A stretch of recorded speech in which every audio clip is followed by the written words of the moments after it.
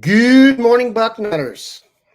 It is Thursday, January 25th, 2024. I am Dan Rubin. This is the Bucknuts Morning 5 and Change, and I apologize coming to you a little bit late. We had some technical difficulties. We will have no difficulties when we get in the Dean and Mark Porter here in just a sec. But first, you know what time it is. Roses are red. Violets are blue. Trim your balls and your date will thank us too. What's up, fellas? Valentine's Day is knocking, and Manscaped is the remedy for what the love doctor ordered. His prescription, the all-new Performance Package 5.0 Ultra, designed to elevate your grooming game and shine like the heartthrob you are. Join the 10 million men worldwide who trust Manscaped with our exclusive offer. Go to manscaped.com to snag 20% off plus free shipping with the code BUCKNUTS. Not everything the Love Doctor ordered is in here. There's even more. This package also features the Weed Whacker 2.0 nose hair trimmer, Manscaped's liquid formulations, and 2 free goodies, the Shed Travel Bag and Boxers 2.0, because comfort is king for all my dogs. And for you bearded kings, Manscaped brings you the Beard Hedger Pro Kit, designed to shape your scruff effortlessly. It sculpts cheek lines and maintains beard styles, giving you that suave look for your romantic moments. Get 20% off and free shipping with the code BUCKNUTS at manscaped.com. That's 20% off with free shipping at manscaped.com, and use code BUCKNUTS because your grooming upgrade awaits, ready to charm your Valentine's Day dates. Here are my dates for today. The great Bill Kurelic and Mark Porter. Gentlemen, sometimes we don't have stuff to talk about. Other times we do. This is one of those times. I'll just take it off the top. Much talked about, but Jim Harbaugh is officially gone. Bill, your thoughts? Well, I think as I watched things develop over the last few weeks, it amazed me how many, it seemed, thought that Jim Harbaugh might not go to the NFL. It just amazed me. I mean, I think just about anybody could see that coming if they looked at all, that he was going to go to the NFL as long as he got offered a job, and the chances of him getting offered a job were extremely high.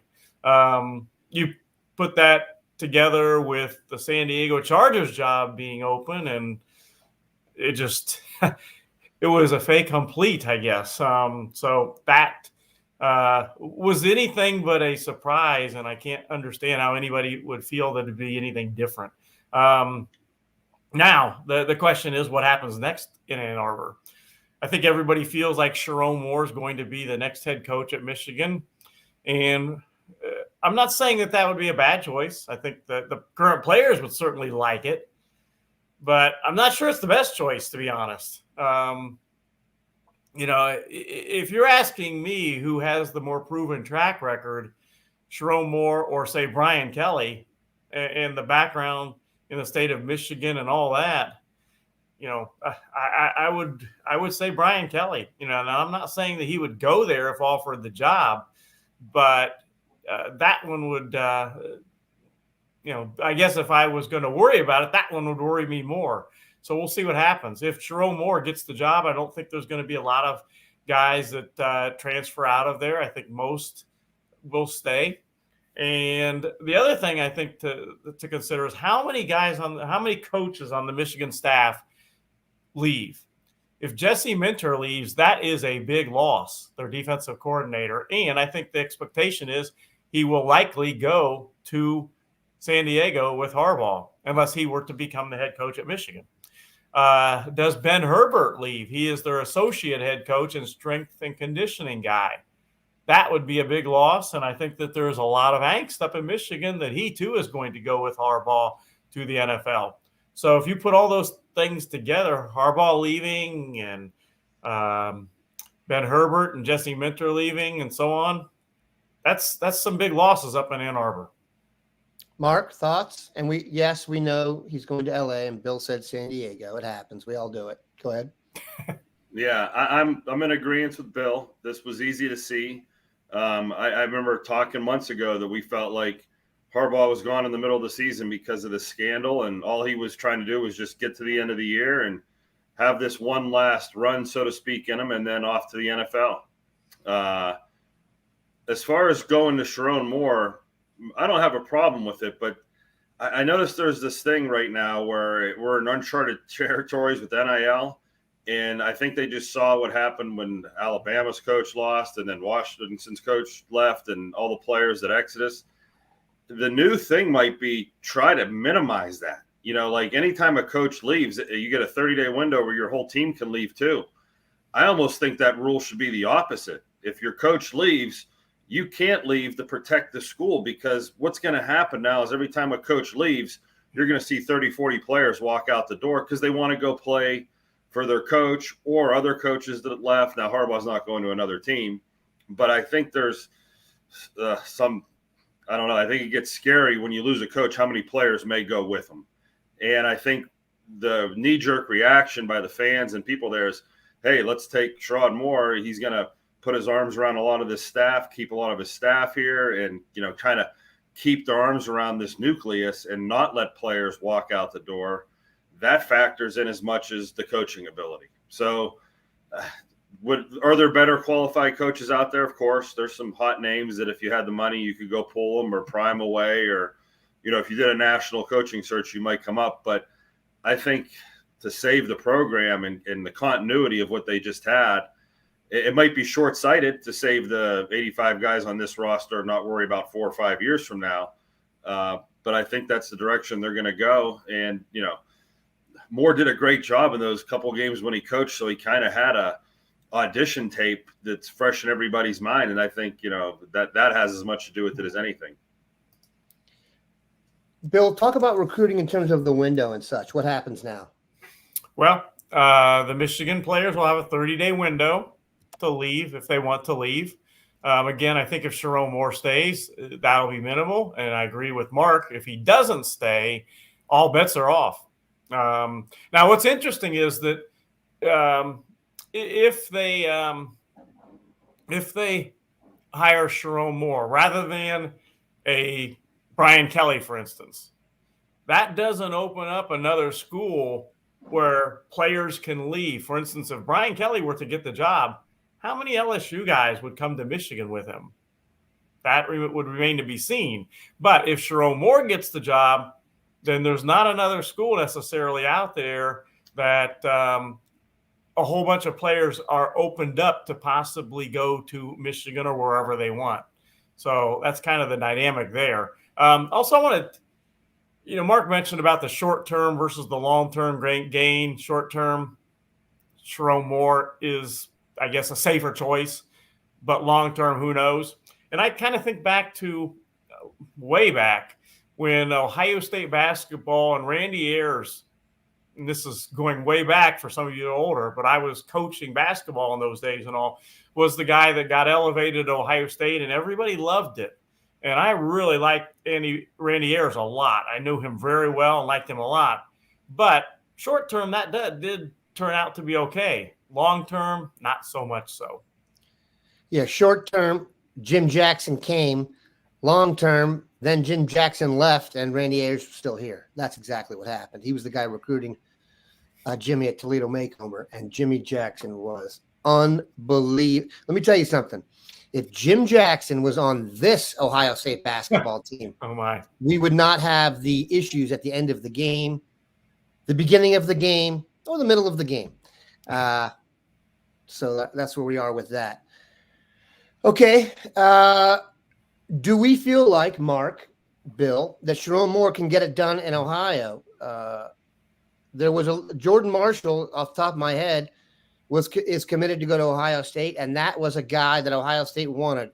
Traditionally, it's rare for Ohio State to lose a guy even to Michigan that they wanted. Harbaugh was on his way to maybe getting that done. Does this set them back, Bill? And Mark, you can chime in after that. In the state of Ohio, I mean. Yeah, I don't think, by the way, before anybody asks, I don't think as long as Sharon Moore gets a job, Jordan Marshall is not going to change his mind. If he doesn't get the job, I can't say as well. I tend to think he would stay with Michigan based on how much he was sold on going there, but who knows?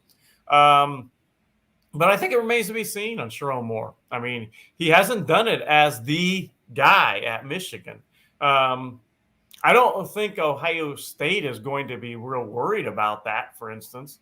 I don't think they're going to worry that, oh my, it's going to be harder to keep the guys in Ohio at home. I don't think, again, there's only been really one, Jordan Marshall, that they have really wanted that they haven't got, that Michigan has got in gosh, I don't know how many years, and in a lot of years. Yeah, I guess we lost a couple to Notre Dame. The offense, Eichenberg and Kramer, was it a few years ago, 5-6 years ago? But I can't really remember any. Cincinnati and Toledo can occasionally be wonky. Mark, when Harbaugh started out at Michigan, he didn't really put the effort into Ohio that Michigan had traditionally done. Now, if you look at the history of Michigan, they usually win when they do a good job in Ohio. Elvis Gerbach, Desmond Howard, Charles Woodson from the great state of Ohio. They had actually picked it up in the last 18 months or so. Do you think that dies now? Or do you think they're still going to try and do it? Yeah, I think there's two ways to look at it. You're right. Their imprint in Ohio was non-imprint for a while. They just said, we're not going to fight the battle. We're not going to lose to Ohio State on top players. And you know what? To their credit, they built a team that was pretty good without doing that. But you're right. In the last couple of years, they've amped it up, and that directly correlated with them beating Ohio State. So that gave them a little gas to get in their tank to come down to Ohio. And then in the last year or so, and even now, they've made it a focus where they had their biggest class in the history of Michigan and Ohio last year. They brought in a lot of nice Ohio players. Recruiting to me is, a lot about star power. Some of these coaches have maybe rock star status. Deion Sanders shows up at your house and the whole neighborhood's peeking out through the window to see that he's at your, oh my God, Deion Sanders is in the neighborhood tonight. Some coaches come in your neighborhood and you don't even know it. They don't have that status. Jim Harbaugh was a name. Urban Meyer was a name. When they showed up at your house, I joked before that when Urban Meyer showed up at your house, it was like Dave Matthews or someone like that coming over. When Jim Tressel showed up, it was more like the president coming over. So, there's different types of personalities these guys bring when they show up. I would guess if you said Sherrod Moore out loud to most of America, they don't know that name. It's not household. The people who saw him beat Penn State maybe saw the post game or saw his post game stuff, maybe fell in love with him there if you're a Michigan fan or something. But there isn't a whole big, what do they have, that Q rating on people, that tells you how popular they are. You almost want a head coach these days that's got a Q rating, that has this personality that, kids and parents can relate to. And, that star power helps in recruiting. So I think they maybe don't have that when they come back to Ohio. I mean, bringing the khaki guy into your house, yeah, the neighbors are looking, the Michigan guys. So Sherrod Moore is going to come in quieter. I know he's going to be in Cleveland today. And literally today will be his first day on the road making an impression in Ohio with Ohio players. And it's, maybe that tells you something right there. His maybe first week on the job, if he's not technically the guy yet. I know, he's not technically, but the first place he's going is where? Cleveland, Ohio. So that tells you what he's thinking about his recruiting base. We have not even talked about what might be going to happen in Michigan with the NCAA, et cetera. Let's talk about that, Bill. Yeah, let's talk. If Sharon gets the job, there's a whole lot going on there. They lost a ton of players from their national championship team. Let's start there. They lost a lot of them. Many more guys that were in question as far as leaving for the NFL left than stayed.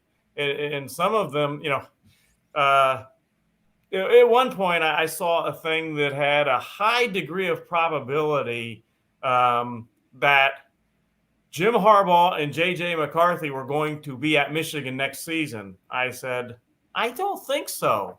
But, they're both gone now. So you got all the players leaving, so many of the players leaving. They do have some very good ones coming back. I'll say that. Sure. You've got the potential sanctions by the NCAA and what's going to, what are they going to get hit with? There's a lot going on there that if you have not been a head coach before, that might not be the easiest waters to navigate. And I can tell you that from personal knowledge. I got my first head coaching job in basketball at a major high school when I was 24 years old. I thought I knew everything. I thought I was ready for this job. I found out, no, maybe not so much so that first year. And I think Sharon Moore might find out the same thing a little bit. And just to capitalize on that, if you know Michigan's probably getting some sort of death penalty or punishment the next couple of years, how many top flight of coaches are really waiting to sign up to go, take on that?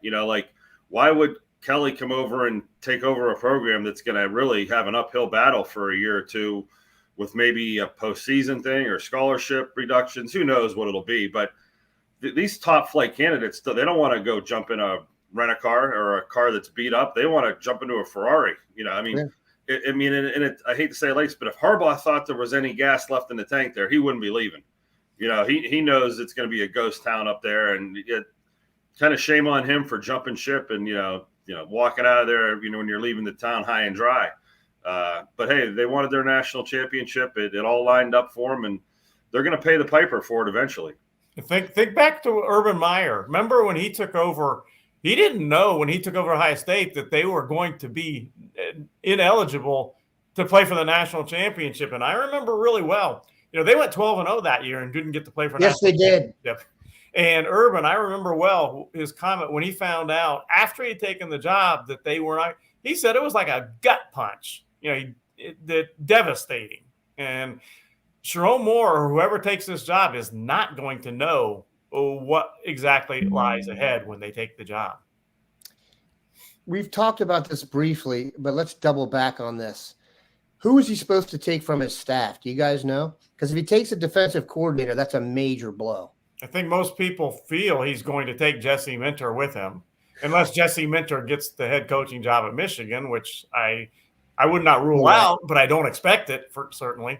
I think everybody expects him to take Jesse Minter with him, and I think it's a real possibility that he takes Ben Herbert, the associate head coach and strength and conditioning guy, with him. And those, as I mentioned earlier, that'd be two big losses, really big losses. What do you think the chances are he takes Jay Harbaugh with him? I should mention him. I think the chances are very high that happens too. I think I would agree with that. I'm not even going to get into the third base commentary, but I did ask, if Brian Day was born on third base, where was Jay Harbaugh born? In the dugout? You know what I'm saying? At the home of the owner while the game was going on? Come on now. Let's just call it straight. All right. Let's get to some questions. We will get off the Michigan vibe here, though it was an enjoyable one for unique purposes. There's a good recruiting question here, and I want to ask, and I apologize if it takes a second here, but let me find it. It's about guys. One of them is Tucker Caddis. Mark, your thoughts. Please tell us who he is and why we should be interested. Tucker Caddis is an offensive lineman from St. Xavier in Cincinnati. I got to believe he's 6'5", 280, 290. When I looked at offensive linemen this year, Carter Lowe is the no-brainer. He's the one that jumps off the tape. And Tucker Caddis is my number 2 guy. I don't think it's a deep class of offensive linemen this year in Ohio, so I think Tucker would be the next guy they go to. I like the question showing up down here. Tucker, when I saw him up in Cleveland play against St. Ignatius, St. Ed's, he just blows guys off the ball. I mean, he really is a road grader in the run game, has great feet. Easily the second best guy. If Ohio State offered it, wouldn't bother me. Jameel Atkins and Raphael Green saw both of them this year. Yeah, go ahead. Yeah, I didn't say this correctly. Mika Hanna, I posted this question for those of you guys listening to the podcast. Mika Hanna asked, any chance Jameel Atkins or Raphael Green or Tucker Caddis could possibly join Micah DeBose if we land him to go with Carter Lowe? Go ahead, Mark. I'm sorry. Yes. So Tucker Caddis to me is way ahead of Green and Atkins on that list. Okay. Like, it wouldn't even be close with the other two. The other two to me are more developmental projects, and they both have different developmental, I don't want to use the word issues, but the reason they might not be at Ohio State, I'll go into each of them. Jameel Atkins is a Trotwood Madison offensive lineman. He is 6'7". He is the monster. Can be, yeah. I mean, he was a hoops player, and that's kind of the problem is he hasn't put on the football weight yet. He doesn't have the punch, doesn't have the strength. It doesn't mean that 4 years from now we won't be talking about him as a possible NFL draft choice because that weight comes on later. But if you were judging the horse race right now, he's significantly behind in that area. And it's not like that weight room won't do wonders for him in the next couple of years. I don't want to bang on a kid here. But when we're talking about Ohio State, we're talking about finished products that you're not taking that leap of faith. And then Raphael Narco Green, I think is his other part of his name I've seen. He's down at Winton Woods, and he was absolutely enormous. And too enormous is the way I would phrase it. I want to say he was in the 350-pound neighborhood. I mean, he was really big. And when you're that big, you don't move the way you probably should. He has since lost weight. He has since got quicker. I just watched his film again the other day, and the exact thoughts I'm expressing right now. Like, good job, kid. Way to get in there and get going. But is at Ohio State level. And he has some big offers because there are some people projecting that as this weight keeps coming off, we're going to get a better and better player. Mm-hmm. And that's why his offer list. But I don't know if Ohio State has to take that leap of faith. If they jump in on a kid like either one of these guys, I would say it's late once that product looks more, polished on film. Where, you know what those guys are? Summer camp kids. Please come to our summer camp. Let us evaluate 6 months after you've been shedding some of that again, the baby fat or, bulking up. And that's where those kids, where Tucker Caddis is more plug and play, finished product. Bill, we mentioned Micah DuBose in that question. Micah DuBose is an offensive lineman, I believe, residing in the state of Alabama with deep Ohio ties. You've done a lot of coverage on him. We've got many pictures of him visiting. Your thoughts on Micah DuBose, and then why don't you take that and lead that into the Carter Lowe discussion for this weekend? Well, I'll go back to Mark's analogy of the rock star status, coaches showing up at schools. When Urban Meyer, Justin Fry, and a couple other Ohio State coaches showed up at Vigor High School in Alabama. It was Ryan Day. What did I say? The herb. Look, yeah, he's sitting right here, and he looms over us always. Look, if you're going to make it, if you're going to slip someone's name in there, let's make it his. Yeah, Continue, William. When Ryan Day, of course, correct, showed up, and Justin Fry and a couple other Ohio State coaches at Vigor High School in Alabama. It was quite a scene, as I detailed on Bucknuts earlier this week. It made a huge splash. I mean, a huge splash that they all showed up. And what was interesting was that they didn't just show up for an hour, so to speak. Justin Fry spent a good portion of the day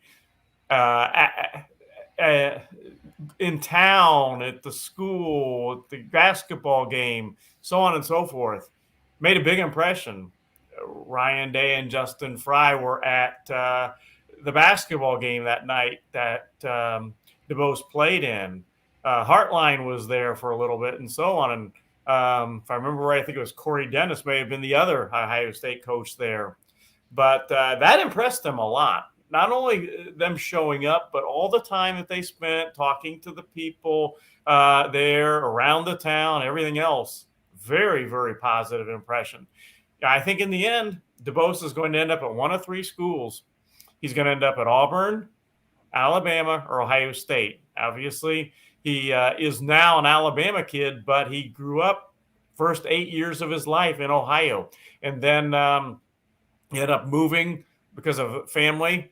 He moved to Alabama and has lived there ever since. But as his coach told me, this isn't a kid that goes with the flow. He might want to be a trend center and leave the state of Alabama and end up at Ohio State. So, if you were to put him and Carter Lowe in the same Ohio State class, then I think you've taken care of a whole lot of your needs right there. Carter Lowe is announcing this Saturday, 2:55 p.m. He will announce on the 247 Sports YouTube channel. He's got a Final Five of Ohio State, Alabama, Georgia, Tennessee, Michigan. And I've got my crystal ball. In fact, I've had that on there for quite a while for Carter Lowe to Ohio State. And I'm still going with that pick. But we'll find out for sure on Saturday. Carter Lowe, folks, he's the left tackle that everybody has been craving for. I would also say this about Micah DeBose in Alabama. Guess who's not the coach at Alabama anymore? That makes that job a lot easier. The idea of getting a kid out of Alabama who's a legit, high-starred offensive lineman, I'd much rather go after Kalen DeBoer than Nick Saban in that case. And that is no slight towards Mr. DeBoer. I actually think he's a real good coach. I actually think had he waited it out, he'd probably be in the mix for the Michigan job. But we digress. All right. There was a question here about Dwayne Galloway. We're starting to get to the point where I don't say sleepers, but guys who probably weren't as much on the radar are on there now. Mark, who is Dwayne Galloway? And Bill, then you can take the recruiting from there. Yeah, he is a defensive back from Columbus, Ohio, Marion Franklin High School. I think he's related to Tavian Galloway, the tight end that was, I think there's some connection there. Yeah, Chillicothe. And he has blown up. He has the size at 6'1", 180 that you're looking for in the secondary. He's got the speed and explosion. He's in the backyard of Ohio State. They know about him. There's no way, that he hasn't been through there. And it just will be a matter of time. I mean, on a national board, this is what happens with kids like that. He's one of the top few guys in Ohio. Obviously, being a little younger, there's not to hurry for 26 kids or whatever. But I think that the national board kind of pushes these guys down a little bit, and they just have to be patient. It's not like an offer may not come, and it may just be, like I just said with some of these other guys, a camp scenario. We have 2 offensive linemen in Ohio that aren't the top 2. They're maybe 4 or 5 on the board or something. Give those guys a look in camp. Give them 6 more months to develop, get a legit 40 time. I mean, we have to remember what Ohio State's doing right now. They're taking transfer portal kids that are going straight to the NFL. The bar is high, and I know the reason I'm kind of justifying this is I know there's been a big push for him to get an Ohio State offer. I do read Twitter and I do read message boards, and I know there's a fan club for him out there that thinks it's maybe overdue, and I'm trying to ease them, that, hey, it may be coming, but just, there's a lot of kids right now that get offers from Ohio State that don't happen right out of the gates. And I think just from following, this isn't particular to this recruitment, they feel insulted if they're a Columbus kid or a local kid and the offer doesn't come right away and they have a lot of other offers. Like, why are you shying away from me type is maybe that's the vibe I get in this situation where strong offer list, like what's the hold up? The next one should be Ohio State, and it very well may be. So there's my take on that. Well, the easy answer is that Tim Walton is Galloway is a 2025 cornerback that's about 6 foot, 170 pounds approximately. And Tim Walton is kind of taking Ohio State's cornerback level to the Ryan Hartline wide receiver level. It's been incredible what Tim Walton has done with cornerbacks. He's already got Devin Sanchez, the number 1 corner in the country. He's got Blake Woodby, who is really good too, a top 10 in the country cornerback. You go down the list of other possibilities that include Dorian Brew, who could play corner or safety, Naheem Alford from the South, that is number 2 or number 3 cornerback in the country. And I could go on and on. There's just guys. Trey McNutt is another one. I see somebody mention him. I think he's going to end up as a safety myself, McNutt, but he's a tremendous prospect that could play safety or perhaps nickel corner. There's just a heck of a line right now, the way Tim Walton is recruiting. Yeah, it's staggering. And keep in mind that you're joining a team also that got, Aaron Scott and Bryce West in the class beforehand. So Miles Lockhart. So it's not exactly like they're entering a vacuum of corners here. And then, like Mark said, they added Davis and Igbinosun out of the portal, who's a stud, day 1 starter. So it's very difficult to get on the field at Ohio State. It's very difficult, very, very, very, very difficult to get on there as I believe the cliche and the whack is we can't take them all. Right. And it may happen, but yeah, it just, you can't take all of these guys. Bill, Jamie French. With 2 F's. Correct. The second F stands for fast. What's the latest? He is a receiver that I think he was he thought to be going to Alabama? Maybe I'm wrong on that. He was committed to Alabama. Okay. And so now things have changed. What's the latest? He's a Heartline-ish quality player. Yeah, he's at the top of the list as far as 2025 wide receivers. And he definitely likes Ohio State. He has been to Ohio State even when he committed to Alabama. He had been highly considering Ohio State, but he's not in all likelihood going to rush into anything again. As we said, he was committed to Alabama, decommitted, and he's in no big hurry to make a recommitment to anyone. So I think that one's going to play out, but I think Ohio State is one. I know Ohio State is one of his top choices. He actually said that he's going to wait and see how it goes with Jeremiah Smith to decide on Ohio State. So my guess is it goes pretty well. Any updates on Luca Gilbert and Quinton Simmons? Luca Gilbert, of course, the tight end from the Lakotas. Mark, Bill? The Luca Gilbert, I saw him twice this year. He's gotten better every time I see him. He's so long and he's getting thick, and the blocking's becoming dominating. He might be in that Jake Ballard type tight end by the time he's done. I know he's a good receiver now, but the way he's filling out, he's just going to be a monster by the time he gets into a college weight room. That basketball body's turning into a football body.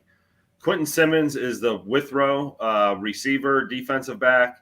At Ohio State, they spent a lot of time with him in the receiver drill. I mean, Brian Hartline literally coached him almost exclusively that day on route running because he was a very raw prospect. He ran a 40 time that turned everybody's head, and then they watched him run routes and said, whoa, we got to put some polish on this if we want to make that 40 time translate into great football player. Is basically my nutshell assumption. So he's a very raw prospect with a very raw skill set that's very good. But at Ohio State, again, in that Brian Hartline receiver room, is he athletic enough to play at Ohio State? Yeah, he tested out in a way that had every Ohio State coach going, who is this kid? And let's see if there's some underlying talent we can bring out today. If he came back next year and earned an offer at this camp, would not shock me one bit because he has the underlying ability. Yeah, it just would. Again, when you're trying to get an Ohio State offer, you can't show up with not polished. You can't show up without a body of work that justifies who you are. The raw prospects like that flash this ability real quick, they end up at other places and then they end up developing and they end up in the NFL. And you say, oh, why didn't we take them? That's that road for that type of kid. But again, Ohio State it's ready-made. We don't have to wait. We don't have to assume. We don't have to take a leap of faith that you're going to do this. We're taking the guys that are doing it. And to his own fault, I guess, Chris Henry was on his team, and you're comparing him to Chris Henry on every rep. And Chris Henry already had the offer, already proved it, had the height, had the speed. And so he almost, against that backdrop, was fighting that. Like, you have the Ohio State blueprint standing next to you every day in practice, and it makes you look a little less than when you're really not. Cedric Works is a guy we've been asked about a lot lately. Defensive end out of Northmont. Bill, have you heard anything that makes you think he's going to get an offer? I don't get the vibe that it's going to happen real soon. I think it could happen. He is a defensive end out of Northmont, about 6'4", maybe a little taller, about 225. He's got some good offers. The biggest one is Georgia, Kentucky, Cincinnati, Boston College, West Virginia, Purdue, or some of his other offers. I don't get the vibe that offer is imminent at this point. He might be a camp guy to get an offer then, maybe before then, but we'll see what happens with him. He is a talented player. I know Mark likes him. He's a talented kid. There's, of course, some Michigan chatter on here. If you want to go back, and those of you on the podcast, if you want to go back and watch the YouTube and watch the chatter between the donks, it's fun. All right, let's see if we can finish it off here with some good stuff. Okay. Yeah, let's go. No, this is the one, Bill. Dorian Brew did not commit yesterday because he did not announce yesterday. He pushed his announcement back. What's the latest? I still like Ohio State in that one. Michigan has been in his ear talking to him. There's still some angst that maybe Texas A&M and Texas could win out there. But I still tend to like Ohio State. I think he just wants some more time to make his decision and make sure he is making the decision that's going to stay the decision and not change his mind. Okay. Yeah, you can't read the live chat on the show, but I'm saying if it's posted up here and you go back and watch the podcast, you can see it. All right, so let's just finish it with this, Bill. Final detail. Refresh our people on Carter Lowe and this weekend. Yeah, he is going to be announcing on Saturday, January 27. He's going to do it on the 247 Sports YouTube channel. His finalists, Ohio State, Georgia, Alabama. Those are three pretty good schools. Michigan and Tennessee. And I, as I've mentioned, I crystal balled him pretty early, definitely early to Ohio State. I still like that pick. And if all goes as I think it's going to go, then Buckeye fans will have their left tackle that they've been craving, I guess, in the recruiting ranks since Paris Johnson. But we need to tune in for sure to see what Carter Lowe announces on Saturday afternoon. I just banned JV Marty Smith there. He took it to – and I know why. I caught the comment before it was banned, and I took a little like, okay. Personal offense. You can take shots at people, but when you're a normal human and you start taking shots at Marvin Harrison Jr., you need to get run. And you were, Marty. I'm not even – we don't even need to say the Michigan stuff. It's going to take care of itself, thankfully.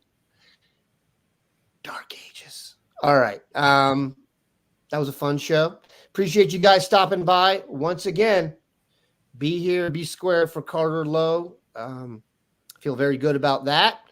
And very good about the way the program is running right now. Good stuff. Have a great weekend, everybody. Have a good one, Bucknutters.